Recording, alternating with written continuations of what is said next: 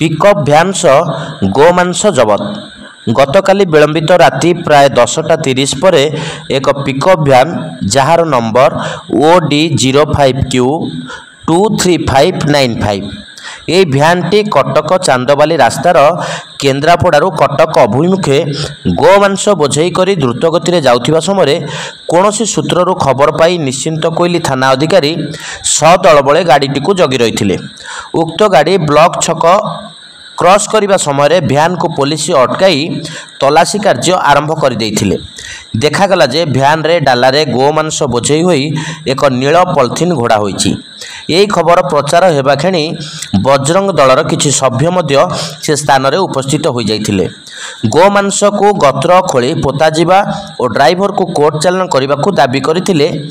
संगे संगे जेसीबी द्वारा गत्र खोला जाई रात्रि 12टा मध्य समस्त गोमांस को पोता जाइथिला और गाड़ी को सीज करी निश्चिंत कोइली थाना आईआईसी ड्राइवर को निज हेफाजत को नहीं खबर जना जाए जे आज मध्याह्न 12टा पर उक्त ड्राइवर को कोर्ट चालान करा जिबा आम बोम निकट में आईआईसी किछि कहबा को अमंग होइथिले। बजरंगी दलर सभ्य किछि यार विस्तृत विवरणी प्रकाश करथिले।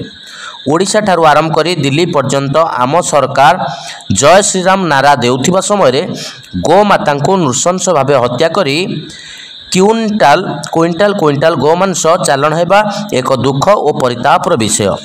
यह सनातन धर्मी मानकर अंतर को आघात देउछि। ये घृण्य कार्य बंद हेबाकू जनसाधारण प्रशासन निकट दाबी करिसेंति।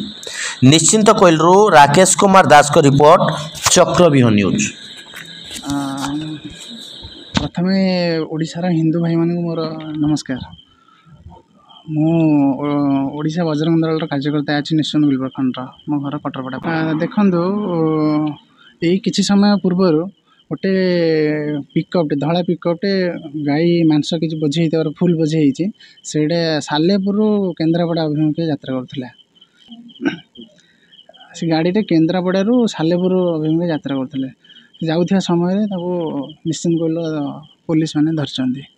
आमे आम सदस्य बजरंग दल पिला माने खबर पाई आसलु देखापी देखिलु घटना सत्यता अच्छी। गोटे पिकअपटे धराई गोटे फुल भी आप निजे देखिपारे विजुआल फुल पूरा मांस गाड़ी बोझी मांस भी स्मेल आसला। माने गोटे गाड़ी आसला ना दो तीन गाड़ी आसला? नहीं आम तो जान गोटे गाड़ी आसला गोटे गाड़ी धराई। आमे चाहूँ ये मांस गाड़ी जो धराई से गाड़ीटे मांसटे पोता जाऊ प्लस आर आईन अनुजाई गोटे दृढ़ कार्यानुष्ठान नि बार बार ये घटना जो होची घटनाटा पुनरावृत्ति न हो। यदि पुनरावृत्ति हम कि जिनस किसी आईन न हो ताले आमे